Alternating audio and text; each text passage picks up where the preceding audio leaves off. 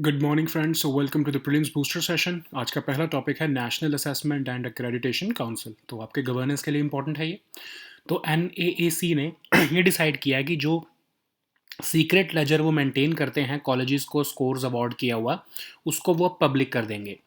तो ये ऐसा पहली बार होगा कि जो मार्क्स जो है एनएएसी जो कॉलेजेस की एक्रेडिटेशन या असेसमेंट के लिए में देता है, वो पहली बार जो है वो पब्लिक किया जाएगा, ताकि जो है स्टूडेंट्स या फिर जो भी स्टेक होल्डर्स हैं वो इन्फॉर्म डिसीजन ले सकें अपनी एडमिशन से रिलेटेड। तो अब आपको पता है कि जब भी जो अक्रेडिटेशन करनी होती है किसी भी हायर एजुकेशनल इंस्टीट्यूशन की, तो जो एनएएसी है वो कुछ क्वेश्चंस पूछता है उनसे, उनके फैकल्टी फैसिलिटीज से रिलेटेड, एकेडमिक या एडमिनिस्ट्रेटिव प्रोसेसेस से रिलेटेड। उससे उसके बेसिस पर उनको कुछ स्कोर दिया जाता है, जो कि अभी तक सीक्रेट रखे जाते थे, लेकिन अब एनएएसी कह रहे हैं कि हम वो स्कोर को जो है वो पब्लिकली रिवील कर देंगे। तो एनएएसी पहले देखते हैं क्या है। एक ऑटोनॉमस बॉडी है, यूनिवर्सिटी ग्रांट्स कमीशन के अंडर इसको बनाया गया था 1994 में, और इसको Karnataka societies registration act of 1960 के अंडर रजिस्टर किया गया है। तो इसका बेसिक काम ये है कि हायर एजुकेशन जो है कंट्री में कैसे उसको जो है वो हम उनकी क्वालिटी को जो है वो मेजर कर सकते हैं, एक्रेडिट कर सकते हैं। तो उनकी पीरियोडिकली असेसमेंट करते रहते हैं ये, और एकेडमिक एनवायरनमेंट को इम्प्रूव करना, उनकी क्वालिटी को अच्छा करना जो है इसका काम है। फिर quality related research studies, consultancy, training programmes भी ये करता है, ताकि हायर एजुकेशनल इंस्टीट्यूशंस जो है वो क्वालिटी एजुकेशन इम्पार्ट कर सके। तो पहले तो आप ये भी देख लो कि फ़र्क क्या होता है असेसमेंट और एक्रेडिटेशन में। तो असेसमेंट का मतलब होता है कि परफॉर्मेंस की इवैल्यूएशन करना एक इंस्टीट्यूशन की, ठीक है।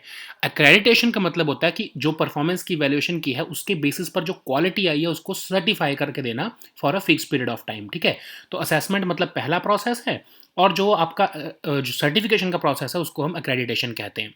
तो यूजीसी ने एक गज़ेट नोटिफिकेशन निकाली जनवरी 2013 में, जिसमें कहा कि हायर एजुकेशन इंस्टीट्यूशंस जो हैं उन सबको एक्रेडिटेशन करवाना कंपलसरी है, ठीक है। तो एक्रेडिटेशन कैसे की जाती है? ऑनलाइन सबमिशन होती है, फिर डेटा वैलिडेट किया जाता है, वेरीफाई किया जाता है एनएएसी द्वारा, स्टूडेंट सेटिस्फैक्शन सर्वे कंडक्ट किया जाता है, फिर टीम विजिट करके देखती है कि जो हायर एजुकेशन इंस्टीट्यूशन क्लेम कर रहा है वो सब सही है या नहीं है। उसके बेसिस पर इंस्टीट्यूशन की ग्रेडिंग की जाती है, ठीक है। तो ये पूरा प्रोसेस होता है। नेक्स्ट हम टॉपिक देखते हैं इंडियन बायोलॉजिकल डेटा बैंक। आपके साइंस एंड टेक के लिए इंपॉर्टेंट टॉपिक है, ये बहुत इंपॉर्टेंट टॉपिक है रादर। तो union science and technology ministry जो है उन्होंने डिसाइड किया है कि इंडिया का पहला डिजिटाइज रिपोजिटरी बनाई जाएगी लाइफ साइंसेज डेटा से रिलेटेड, जिसका नाम होगा इंडियन बायोलॉजिकल डेटा सेंटर, जो कि रीजनल सेंटर फॉर बायोटेक्नोलॉजी जो आपके फरीदाबाद हरियाणा में है वहाँ पर लोकेटेड होगा। तो इससे रिसर्चर्स को क्या होगा कि जो बायोलॉजिकल डेटा है वो सारा अवेलेबल हो जाएगा, ओपन एक्सेस मिल जाएगा उनको, और उनको अभी अमेरिकन और यूरोपियन डेटा बैंक्स के ऊपर जो रिलाय करना पड़ता है वो उसकी ज़रूरत नहीं पड़ेगी, ठीक है। तो इसमें लगभग 200 ह्यूमन जीनोम्स, जो आपका 1000 जीनोम प्रोजेक्ट के अंदर 200 ह्यूमन जीनोम जो है सीक्वेंस किए हैं, वो डेटा भी रखेंगे। फिर जो सार्स कोव 2 में जीनोम सीक्वेंसिंग की थी जो है इनसेकॉग ने, उसका डेटा भी रखा जाएगा। 25,000 माइकोबैक्टीरियम टीबी सीक्वेंसेस, उसको भी रखा जाएगा। क्रॉप्स के अभी तक जितने भी जीनोम सीक्वेंसेस रखे हैं किए हैं हमने, उसको भी रखा जाएगा। तो मतलब हम ह्यूमंस, एनिमल्स, बैक्टीरिया रिलेटेड सारे जीनोम्स को रख रहे हैं, ताकि हम फ्यूचर में ये देख सकें कि जूनोटिक डिसीजेस क्या कैसे एमर्ज होती हैं, ठीक है। सो आने वाले टाइम में कहा जा रहा है कि अगर सब कुछ सही रहा तो प्रोटीन सीक्वेंसेस का भी डेटा इसमें रखा जाएगा। तो हम देखते हैं इंडियन बायोलॉजिकल डेटा बैंक है क्या। तो बायोटेक प्राइड गाइडलाइंस हमने लास्ट ईयर पढ़ा था ना इसके बारे में, जिसमें बताया गया था कि जो है डेटा कैसे रखा जाएगा कंट्री में, बायोलॉजिकल डेटा जो है उसको सेफ्टी उसकी कैसे सिक्योर की जाएगी, उसकी पूरी गाइडलाइंस जो है गवर्नमेंट ऑफ इंडिया ने इशू की थी।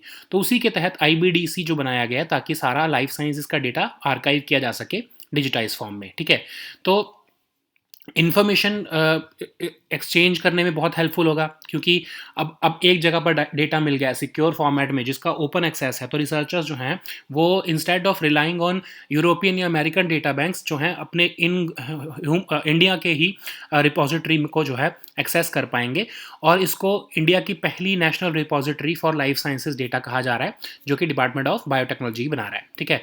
तो इस डेटा को स्टोर कहाँ रखा जाएगा? एक सुपर कंप्यूटर बनाया जा रहा है ब्रह्म नाम से, उसमें इसको रखा जाएगा, ठीक है। ओपन एक्सेस भी मिलेगा और कंट्रोल्ड एक्सेस भी मिलेगा, मतलब कि कुछ जो है डेटा जिसको जो है ओपन सबको नहीं दिया जा सकता, वो उसमें कंट्रोल्ड एक्सेस में भी रखा जाएगा, ठीक है। सो एक तरह से एक आईटी प्लेटफॉर्म देने की जिम्मेदारी है ये, और ये बायोलॉजिकल डेटा कंट्री में रखा जाने वाला है। क्वालिटी कंट्रोल भी होगा उस डेटा के ऊपर, डेटा बैकअप भी किया जाएगा और डेटा को मैनेज भी किया जाएगा। तो हम जो है इससे सिर्फ इंडियन रिसर्चर्स को ही नहीं बल्कि ग्लोबल रिसर्चर्स को ये डेटा आने वाले टाइम में देने वाले हैं, ताकि साइंटिफिक कम्युनिटी जो है वो अपनी रिसर्च को जो है वो कंडक्ट कर सके बेस्ड अपॉन दिस डेटा। ठीक है, नेक्स्ट हम टॉपिक देखते हैं न्यू पीएचडी रेगुलेशंस। तो ये थोड़ा सा टॉपिक आपके एक दो दिन पहले आया था, बट इसको हम थोड़ा कवर कर लेते हैं ठीक से। तो गवर्नेंस से रिलेटेड और टॉपिक इंपॉर्टेंट है ये। तो यूनिवर्सिटी ग्रांट्स कमीशन ने न्यू रेगुलेशंस को नोटिफाई किया है पीएचडी डिग्रीज देने के लिए। तो एक्चुअली 2016 के रूल्स हैं उनको रिप्लेस किया गया है। और अब आपको पता है कि इंडिया में annual enrolment of in PhD rise कर रही हैं, लेकिन मोस्ट ऑफ द पीएचडी जो है वो इंजीनियरिंग और टेक्नोलॉजी के फील्ड में है। तो अब इसमें एक बहुत मेजर जो चेंज देखने को मिला है वो ये है कि अभी तक अगर आपको पीएचडी करनी हो तो मिनिमम आपको पास मास्टर्स डिग्री होनी ज़रूरी होती थी। लेकिन अब क्या चेंज किया गया है कि अगर आपने 4 ईयर या 8 सेमेस्टर का बैचलर प्रोग्राम किया है और आपके 75% मार्क्स या उससे इक्विवेलेंट ग्रेड से ऊपर हैं, तो आप एलिजिबल हो जाओगे पीएचडी के लिए। लेकिन शर्त यह है कि आप एटलीस्ट मास्टर्स डिग्री का पहला साल कंप्लीट कर चुके हो। ठीक है, लेकिन जो 3 साल के अंडर ग्रेजुएट प्रोग्राम्स वाले होंगे उनको तो अपना वही मास्टर्स डिग्री के 2 साल कंप्लीट करने पड़ेंगे। और क्या चेंज किया गया कि जो एमफिल प्रोग्राम है उसको डिसकंटिन्यू कर दिया गया है। अब से जो है एमफिल प्रोग्राम जो है वो नहीं हुआ करेगा। फिर जो मैंडेटरी रिक्वायरमेंट थी कि जो पीएचडी के जो आपके जो रिसर्चर्स होते थे उनको अपना रिसर्च पेपर्स को पब्लिश करना होता था, वो भी रिक्वायरमेंट को स्क्रैप कर दिया गया है। इवन अब वर्किंग प्रोफेशनल्स भी पार्ट टाइम पीएचडी कर सकेंगे। ऑफ कोर्स उनको अपने एम्प्लॉयर से नो ऑब्जेक्शन सर्टिफिकेट चाहिए होगा, उसके बेसिस पर वो पीएचडी कम कर सकेंगे। जो आपका इकोनॉमिकली वीकर सेक्शन का क्राइटेरिया है उसमें भी 5% रिलैक्सेशन दी जा रही है, ताकि apart from reserve category applicants EWS bracket को भी जो है वो या कैंडिडेट्स को भी बेनिफिट मिल सके। जो है यूनिवर्सिटीज़ या कॉलेजेस जो हैं और वो उन अभी तक जो है फ्री होते थे एडमिट अपने स्टूडेंट्स को एडमिट करना, चाहे वो एनईटी या जेआरएफ के थ्रू जो है का यूज़ करें या फिर एंट्रेंस टेस्ट का यूज़ करें। अब जो है common entrance test for PhD जो हैं वो न्यू रेगुलेशन से बाहर निकाल दिया गया है। ठीक है, सो अब जो है एलिजिबल प्रोफेसर्स या एसोसिएट प्रोफेसर्स या असिस्टेंट प्रोफेसर्स जो कि पीएचडी कैंडिडेट्स को अभी तक जो है गाइड करते थे, तो पहले अभी तक क्या होता था कि दो तीन ही कैंडिडेट्स को जो है वो अपने अंदर जो है वो गाइड कर सकते थे या फिर सुपरवाइज कर सकते थे। लेकिन अब जो है 6, 8 या फिर 4 रिस्पेक्टिवली प्रोफेसर जो हैं, अगर एलिजिबल प्रोफेसर जो हैं तो वो 8, अगर एसोसिएट प्रोफेसर हैं तो 6, और अगर असिस्टेंट प्रोफेसर हैं तो 4 पीएचडी कैंडिडेट्स को वो एक टाइम पर सुपरवाइज कर सकते हैं। ठीक है, फिर एक न्यू रिक्वायरमेंट डाल दी गई है पीएचडी स्कॉलर्स के लिए कि उनको हर सेमेस्टर में कम से कम 4 से 6 घंटे पर वीक टीचिंग एजुकेशन पेडागोजी में जो है वो देने पड़ेंगे, ताकि बच्चों को भी या फिर जो आगे भी जो है वो उनकी जो भी इनकी रिसर्च है या उनकी जो भी सब्जेक्ट है वो उसकी जो है इन्फॉर्मेशन या एजुकेशन जो है वो आगे इम्पार्ट कर सके। ठीक है, सो नेक्स्ट हम टॉपिक देखते हैं लेवेंडर। आपके एनवायरनमेंट के टॉपिक के लिए भी इंपॉर्टेंट है, इकोनॉमी के लिए भी इंपॉर्टेंट है। ठीक है, तो यूनियन मिनिस्टर जितेंद्र सिंह जी ने बोला है कि जम्मू कश्मीर का जो डोडा डिस्ट्रिक्ट है उसको एक रोल मॉडल बनाया जाएगा लेवेंडर फार्मिंग में। ठीक है, तो लेवेंडर क्या होता है, आपका जो है पर्पल कलर का फ्लावरिंग प्लांट होता है, आपको देखा होगा ब्लू, वॉयलेट या लिलैक कलर में होता है। जनरली इसमें ब्लैकिश पर्पल या येलोइश से भी फ्लावर्स उग सकते हैं। ये आपके ट्रेडिशनल मेडिसिन या कॉस्मेटिक्स में बहुत ही हेल्पफुल रहता है, और ये टेम्परेट एरियाज में उगाया जाता है। ड्रॉट रेजिस्टेंट क्रॉप होती है, लगभग 15 साल तक ये फ्लावर देता है और बहुत ही कम मेंटेनेंस चाहिए होती है इसको, और सिर्फ सेकंड ईयर से ही ये जो है फ्लावर देना शुरू कर देता है। तो अरोमा मिशन के अंदर हम लेवेंडर की प्लांटेशन को जो है वो प्रमोट कर रहे हैं। तो अरोमा मिशन क्या है, ministry of science and technology ने ही मिशन निकाला है, और aroma related science and technology जो है वो एंड यूज़र कौन है, फार्मर्स, इंडस्ट्री, सोसाइटी तक पहुँचाने का ये मिशन है। तो one district one product scheme के अंडर लेवेंडर को जो है डोडा ब्रांड प्रोडक्ट बनाया गया, मतलब जो है कश्मीर के डोडा डिस्ट्रिक्ट में इसको जो है वो लेवेंडर को प्रमोट किया जा रहा है। तो डोडा डिस्ट्रिक्ट में एक जगह है भादरवा, वहाँ पर जिसको हम छोटा कश्मीर भी कहते हैं, वहाँ पर इवन समर्स में भी माइल्ड कोल्ड क्लाइमेट होता है, तो इसलिए ये लेवेंडर के लिए आइडियल है। भादरवा जो है वो इंडिया का पर्पल रेवोल्यूशन आपका लेवेंडर से रिलेटेड है, तो उसकी बर्थ प्लेस माना जाता है। इसीलिए गवर्नमेंट वहाँ पर national institute of high altitude medicine भी लेकर आ रही है, और भादरवा जो है आपका डोडा डिस्ट्रिक्ट ऑफ जम्मू में पड़ता है। नेक्स्ट हम टॉपिक देखते हैं एकलव्य मॉडल रेजिडेंशियल स्कूल्स। ये आपके सोशल इश्यूज़ के लिए इंपॉर्टेंट है। ट्राइबल अफेयर्स मिनिस्ट्री जो है उन्होंने प्लान किया कि वो एटलीस्ट हर सब डिस्ट्रिक्ट में एक एकलव्य मॉडल रेजिडेंशियल स्कूल जो है वो लेके आने वाले हैं, जहाँ पर खासकर शेड्यूल्ड ट्राइब कम्युनिटीज़ की पॉपुलेशन लगभग 20,000 से ज़्यादा है। ठीक है, सो ये स्कीम जो है ये मिनिस्ट्री ऑफ ट्राइबल अफेयर्स के अंडर है, 1997-98 में इसको इंट्रोड्यूस किया गया था, ताकि प्राइमरी, सेकेंडरी और senior secondary level education ST students को दी जा सके। 2018 में यूनियन कैबिनेट ने स्कीम को रिवैम्प किया और कहा कि हर ब्लॉक में हम जो है एकलव्य मॉडल रेजिडेंशियल स्कूल्स खोलेंगे, जहां पर 50% एसटी पॉपुलेशन है या फिर 20,000 से ज़्यादा ट्राइबल पर्सनस रहते हैं। इसको एक autonomous society under ministry of tribal affairs जो है वो बनाया गया, लाइक जैसे आपका नवोदय विद्यालय समिति है, ठीक है। सो नेक्स्ट हम टॉपिक देखते हैं, no money for terror. Security के लिए इंपॉर्टेंट है, इंटरनेशनल रिलेशंस के लिए भी इंपॉर्टेंट है। तो थर्ड मिनिस्ट्रियल कॉन्फ्रेंस जो है वो नवंबर 18 और 19 को जो है न्यू दिल्ली में होने वाली है, जिसमें फाइनेंसिंग ऑफ टेररिज्म के अगेंस्ट जो है एक ये कॉन्फ्रेंस की जा रही है। होम मिनिस्ट्री इसको ऑर्गेनाइज कर रही है और टेररिस्ट फाइनेंसिंग को कॉम्बैट करने के लिए उसके ऊपर डिस्कशन की जाएगी। तो ये थर्ड मिनिस्ट्रियल कॉन्फ्रेंस है, इससे पहले पेरिस और मेलबर्न में हो चुकी है। इसमें टेक्निकल, लीगल, रेगुलेटरी सारे एस्पेक्ट्स देखे जाएंगे टेररिस्ट फाइनेंसिंग से रिलेटेड, और आगे हाई लेवल ऑफिशियल और पॉलिटिकल डेलिब्रेशंस की जाएंगी। तो लगभग 75 कंट्रीज़ और इंटरनेशनल बॉडीज़ के मेंबर्स इसमें आ रहे हैं, और इसमें जो है ग्लोबल ट्रेंड्स इन टेररिज्म और टेररिस्ट फाइनेंसिंग के ऊपर डिस्कशन की जाने वाली है। नेक्स्ट हम टॉपिक देखते हैं, right to drug free childhood. ये भी आपके सोशल इश्यूज़ के लिए इंपॉर्टेंट है। यूएन बैक्ड कॉन्क्लेव एक तिरुवनंतपुरम में नवंबर 16 को होने वाली है, ताकि ड्रग अब्यूज़ जो है इंडिया में उसके अगेंस्ट वॉइस उठाई जा सके। तो इसको फोर्थ वेव फाउंडेशन और United Nations office on drugs and crime जो है वो मिलकर वर्ल्ड फेडरेशन अगेंस्ट ड्रग्स के साथ मिलकर जो है इसको जो है कॉन्क्लेव को कंडक्ट कर रहे हैं। थीम इसका है children matter, right to a drug free childhood, ठीक है। तो फोर्थ वेव फाउंडेशन है, उनका एक इनिशिएटिव है वेंडा, जिसका मतलब हुआ नो टू ड्रग्स। वो एक ऑल्टरनेटिव परस्यूट देना चाहता है बच्चों को, ताकि वो ऑल्टरनेटिव जो है एम्पावरमेंट प्रोग्राम्स में ध्यान दे सकें, जैसे कि football training, summer camp, football tours, या फिर अवेयरनेस क्लासेस देना पेरेंट्स को, टीचर्स को, ताकि बच्चों का ध्यान जो कि यंग बच्चे हैं जो ड्रग्स की तरफ मुड़ रहे हैं, उनका ऑल्टरनेटिव उनको जो है अरेंजमेंट्स की तरफ मोड़ना, ठीक है। तो वेंडा एक ऐसे डिस्ट्रिक्ट्स में चलाया जा रहा है प्रोग्राम जहाँ पर बहुत ज़्यादा ड्रग एडिक्टेड टीन्स रहते हैं। सो ये एक आइसलैंडिक मॉडल के ऊपर काम कर रहा है वेंडा जो प्रोग्राम है। आइसलैंडिक मॉडल क्या था, आपको पता है कि 30 साल पहले लगभग आइसलैंड जो है वो हॉटस्पॉट था यूरोप में टीनेज ड्रग कंजम्पशन का, लेकिन टुडे कंट्री जो है आइसलैंड जो है वो टॉप पर आता है European list of D addicted teenagers में, ठीक है। तो उसी के ऊपर जो है उसमें भी क्या किया गया था, ऑल्टरनेटिव परसूट्स दिए गए थे बच्चों को, ताकि वो नॉर्मल लाइफ जी सकें।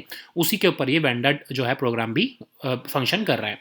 तो United Nations office on drugs and crime क्या है, तो United Nations office on drugs and crime जो है 1997 में बनाया गया, office for drug control and crime prevention नाम से, और इसको यूएनडीसीपी और crime prevention and criminal justice division को जो है मिक्स करके या फिर कंबाइन करके जो है बनाया गया, ठीक है।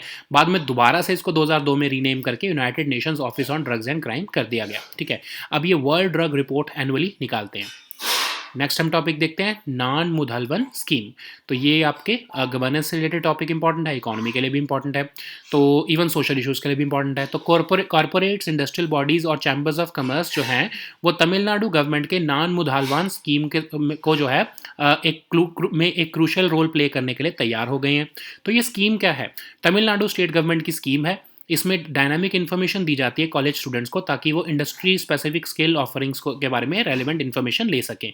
तो इससे होगा क्या कि तमिलनाडु के जो स्टूडेंट्स हैं वो अपनी चोजन फील्ड ऑफ इंटरेस्ट में ट्रेनिंग ले सकेंगे अपने करियर गोल्स को परसू करने के लिए, और उनको जो है एक तरह से इंडस्ट्री रेलिवेंट स्किल्स जो है वो जो है उनको ऑन द जॉब जो है वो सिखाए जा सकेंगे, ठीक है।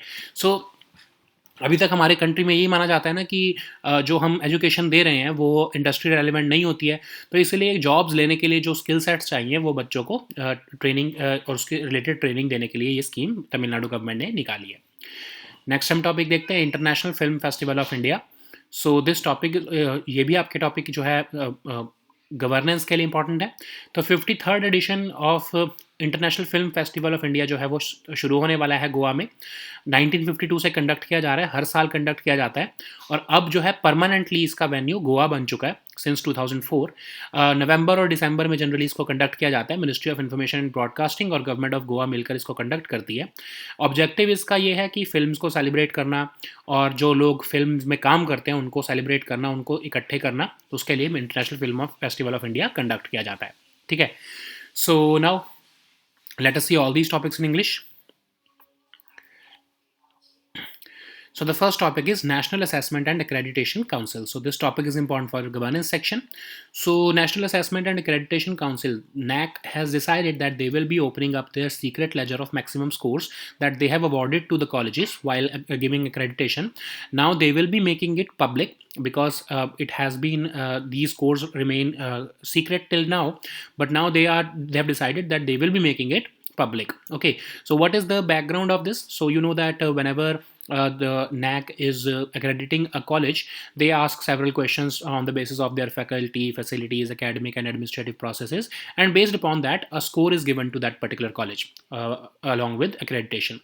But till now, this score was kept secret for years, but now NAC has decided that they will be revealing that score so that institutes will compete with each other to achieve excellence, and also other stakeholders including students will make an informed decision while getting admission into these colleges or higher educational institutions. Okay, so what is NAC? So NAC is an autonomous body which was established by Universities Grants Commission in 1994, and it is registered under the Karnataka Societies Registration Act of 1960. It is headquartered in Bengaluru, and it arranges the periodic assessment and accreditation of institutions. It aims to stimulate academic environment in a way that quality education can be imparted by the higher educational institutions, and to assess that if these how these institutions perform in terms of quality education. So there are two processes. You know that first is assessment. Assessment is the performance evaluation of an institution, and based upon that assessment, we give them, or rather NAC give them, accreditation, which means the certification of that quality for a fixed period of time. Okay, so in this case, of course, NAC gives certification for 5 years. So UGC, through a gazette notification in January 2013, has made it mandatory for higher educational institutions to undergo accreditation. And how this process is carried out? First of all, the higher educational institution has to submit online submission regarding the assessment, or regarding the assessment and accreditation. Then data validation and verification is done by NAC. Then student satisfaction survey is conducted. Then the peer team visits the higher education institution, and after that only the grading is given to the institution. Okay, so the next topic is Indian Biological Data Bank. So this topic is important for your science and tech section. So Ministry for Science and Technology has recently dedicated India's first digitized repository in life science data called the Indian Biological Data Center, and it will be located at the Regional Center for Biotechnology that is in Faridabad or Haryana. Okay, so this will be helpful for the researchers because currently they are dependent on American and European life sciences data banks, but now a lot of data related to even the 200 human genomes that have been sequenced as part of the 1000 genome project has been accommodated in this biobank. The 2.6 lakh SARS-CoV-2 genomes sequenced by INSACOG has also been added to this database. 25,000 Mycobacterium TB sequences will also be added to it. Even the genomic sequences of crops that have been conducted till now will also be added to it. So, which means that we are having the genomes of humans, animals, and bacteria, so that researchers can find find out about the zoonotic diseases in the future. Okay, so the plan is also to expand this database to also store protein sequences. So what is this Indian Biological Data Bank? So you know that last year we studied about the Biotech Pride guidelines of Government of India, in which the government said that this is the way you have to store these life sciences data or biological data in the country. And under that Biotech Pride guidelines only, this IBDC has been formed, which is mandated to archive all life sciences data. Okay, so it will enable exchange of information, and it will promote research and innovation in the country. It will be this data center will be the first national repository for life science data, and it will be supported by Department of Biotechnology. And where it will be stored, of course, a supercomputer has been made. It is called as Brahm, and it will be stored in this data will be stored in digitized format in this particular supercomputer. It will also facilitate open access, which means any researcher can access this data, and there will also be provision for controlled access, which means it will not be open for all. Okay, and this will be an IT platform, and it will be permanently archiving the biological data.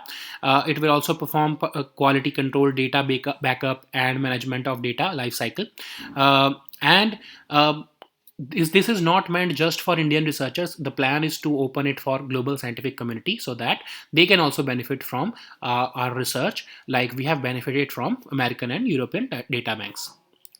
So the next topic is new PhD regulations. This topic is also important for our governance section. So University Grants Commission has notified new regulations on PhD degrees. They have now replaced the rules which were notified in 2016. The this You know that PhD admissions in India have undergone a tremendous rise in the last few years, but most of the PhDs in India are in the field of engineering and technology. So what are the recent changes made? You know that earlier or currently, if you have to go for a PhD, then you must be possessing at least a master's degree with at least 55% marks. But now the changes have been made. If you have a 4 year or 8 years, 8 semester bachelor's degree with at least 75% marks, you can enroll for a PhD. But the condition is that you must have completed 1 year of master's degree.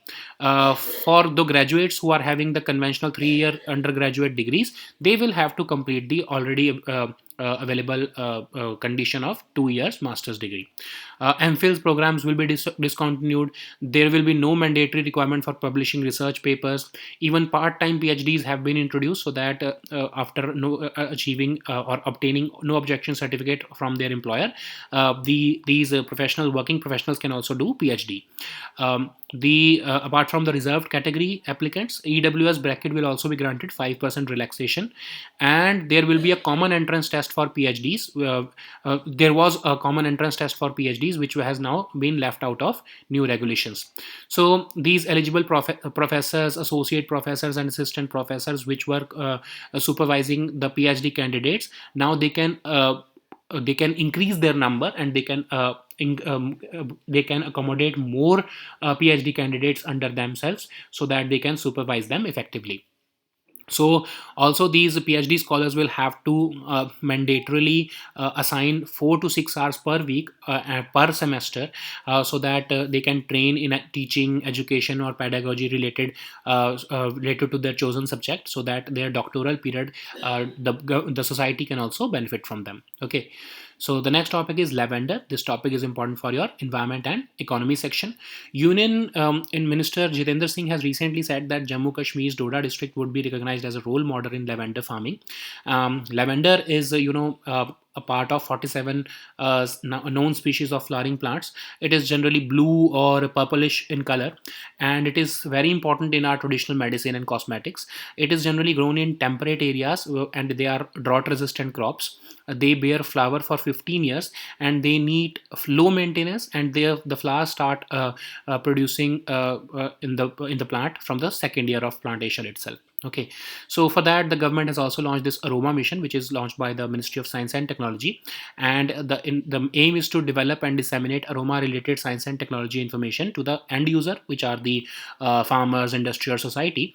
And under the one district one product scheme of the government, lavender has been designated as the Doda banned product. So otherwise the Chota Kashmir area, which is having a mild cold climate even during summers, which is ideal for lavender. It is the birthplace of India's purple revolution. Purple revolution means lavender cultivation, and that's why the government has also introduced this National Institute of High Altitude Medicine in this area, and it falls under the Doda district of Jammu. So the next topic is Eklavya Model Residential Schools. This topic is important for your social issues. Tribal Affairs Ministry has now planned to build new Eklavya Model Residential Schools on 50 acres of land in all sub-districts, which are having scheduled tribe communities of more than 20,000 people. It will be implemented by Ministry of Tribal Affairs. This scheme was actually introduced in the year 1997-98, and the focus was to provide quality upper primary, secondary, and senior secondary level education to ST students in those areas. But in 2018, the Union Cabinet revamped this scheme, and the aim was to set up these Eklavya model residential schools in all blocks which are having more than 50% ST population and at least 20,000 tribal people. So there will also be an autonomous society under the Ministry of Tribal Affairs, similar to Navodaya Vidyalaya Samiti, which will be running these EMRs. So the next topic is no money for terror. This topic is important for our international relations and security topic both. So third ministerial conference on countering financing of terrorism, no money for terror, will be conducted in Delhi next week, this week rather, and it will be organized by Union Home Ministry. And the aim is to see the progress on combating terrorist financing. The first two conferences were held in Paris and Melbourne respectively, and the discussions will be focused upon technical, legal, regulatory, and cooperation aspects of all facets of terrorist financing. Uh, Representatives from 75 countries and international bodies will be participating in it, and it will be this focus area will be on the global trends in terrorism and terrorist financing. So the next topic is right to drug-free childhood. This topic is important for your social issues. So UN-backed conclave, which will be opening in Thiruvananthapuram, will feature voices against drug abuse from India and abroad. So this is being organized by Fourth Wave Foundation in partnership with United Nations Office on Drugs and Crime and the World Federation Against Drugs. The theme will be Children Matter: Right to a Drug-Free Childhood. So the Fourth Wave Foundation has also launched their activity named Venda, which is No to Drugs, and this will be empowering programs for children so that they can be given alternative pursuits, so that they can leave drugs. They will be given football training, summer camps, football tourney, and awareness classes will be there for parents, teachers, etc. And this will be active in all districts where there is very high number of drug addicted teens. And the model, this Venda model, is based upon the Icelandic model of intervention, whereby the teenagers who were affected by drug use disorders, they were motivated back to normal life through alternative pursuits. Now the state of Iceland stands first on European list of de-addicted teenagers. So what is United Nations Office on Drugs and Crimes? So this is a United Nations office which was established in 1997, and its name was initially Office for Drug Control and Crime Prevention. It was established after combining the United Nations International Drug Control Program and the Crime Prevention and Criminal Justice Division. And now in 2002, it was renamed as United Nations Office on Drugs and Crime, and it also releases World Drug Report annually. So the next topic is non-Mudhalwan scheme. So this topic is important for your governance section. So corporates, industrial bodies, and chambers of commerce have shown their interest in Tamil Nadu government's non-Mudhalwan scheme, which aims to equip college students with industry-relevant schemes. So under this scheme, the dynamic information for college students will be provided so that they can have relevant information regarding the courses available to learn industry-specific skills. And this will enable students of Tamil Nadu to get training in their chosen field of interest. And there is generally, we call that there is a mismatch between the education that we impart to our students and the requirements of the industry. So this scheme is aimed to bridge that gap. Okay. So the next topic is International Film Festival of India. This topic is also important for your governance section. So International Film Festival of India will be held in the next few days.